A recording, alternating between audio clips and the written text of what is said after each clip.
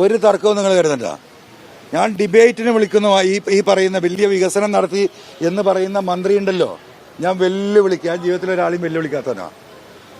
വെല്ലുവിളിക്കുന്നു മുഹമ്മദ് റിയാസിനെ. ബേപ്പൂർ അങ്ങാടിയിൽ 2 മേശ അപ്പുറത്തും ഇപ്പുറത്തും ഇട്ടിട്ട് നമുക്ക് വികസനത്തെക്കുറിച്ചും സംസാരിക്കാം. ഞങ്ങൾക്ക് ചില ചോദ്യങ്ങൾ ചോദിക്കാനുണ്ട് ആ മണ്ഡലത്തിലെ ജനങ്ങളുമായി ബന്ധപ്പെട്ട വിഷയങ്ങൾ. അവർക്ക് ഈ മുതലാളിമാരുടെ ഈ പൂശിയിട്ടുള്ള എന്താ പറയാ സുഗന്ധം, ആ സുഗന്ധം മാത്രമേ അവർക്ക് താങ്ങാൻ കഴിയുള്ളൂ. ഈ വിയർപ്പിന്റെ തൊഴിലാളിയുടെ വിയർപ്പിന്റെ ഗന്ധം അവർക്ക് അലർജിയാണ്. അതുകൊണ്ടാണ് പറയുന്നത് വാസവനൊക്കെ ഇയാളെ കെട്ടിപ്പിടിച്ചിട്ട്, അദാനിയെ കെട്ടിപ്പിടിച്ചിട്ട്, ഇതാ വരൂ കാണൂ ഞങ്ങളുടെ പാർട്ട്ണർ. എവിടെ എത്തി? കേരളത്തിലെ 10ഓ 25ഓ ആളുകളുടെ കയ്യിലേക്ക് ഒരു കമ്മ്യൂണിസ്റ്റ് പാർട്ടിയെ ഒതുക്കി. അത് പിണറായി പറയുന്നത് നടപ്പിലാക്കാനുള്ള ഒരു സേനയുണ്ടാക്കി. അത് പ്രതിഫലിക്കും, ഒരു തർക്കമില്ല.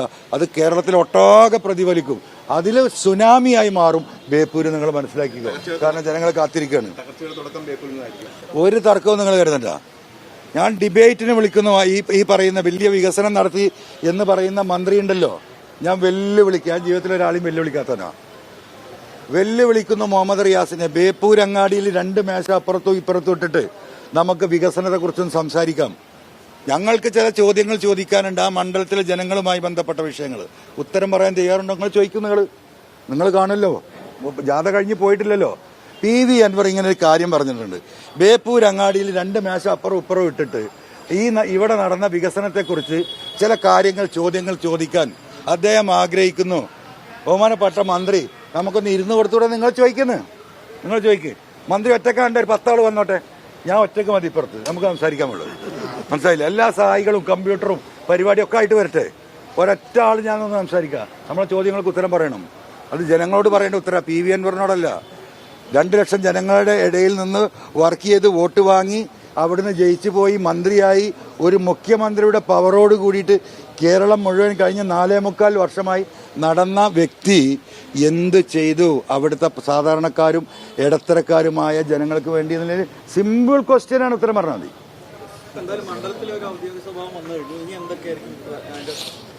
ഇനിയിപ്പോ പ്രത്യേകിച്ചൊന്നുമില്ല. ഇതൊക്കെ തന്നെ നമ്മൾ ജനങ്ങളെ കാണുന്നു, സംസാരിക്കുന്നു. വേറെന്താ? ജനങ്ങളോട് സംവദിക്കുക. നമ്മൾ ജനങ്ങളുടെ ഇടയിലാണല്ലോ. മൂപ്പര് സീ പ്ലെയിനിൽ ഇറങ്ങുന്നു, സ്പീഡ് ബോട്ടിൽ പോകുന്നതാണല്ലോ. ജനങ്ങളുമായിട്ടല്ലല്ലോ ബന്ധം. ഒക്കെ ഉയരങ്ങളിൽ ആകാശമിട്ടായി. എന്താ സംഭവം? ബേപ്പൂർ സുൽത്താൻ ബഷീർ സാറിന്റെ പേരിലുണ്ടാക്കിയ ആ സ്ഥാപനത്തിന്റെ പേര് ആകാശമിട്ടായി. എന്താ അതിന്റെ അർത്ഥം?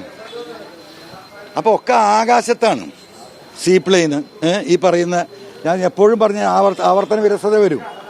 അപ്പം അദ്ദേഹം ഡിബേറ്റിന് വരട്ടെ. സാധാരണ വിഷയങ്ങളുമായി വേണ്ടി ഞാൻ തയ്യാറാണ്. നിങ്ങൾ ചോദിച്ചിട്ട് എന്നെ മറുപടി ഒന്ന് പറഞ്ഞു. നിങ്ങൾ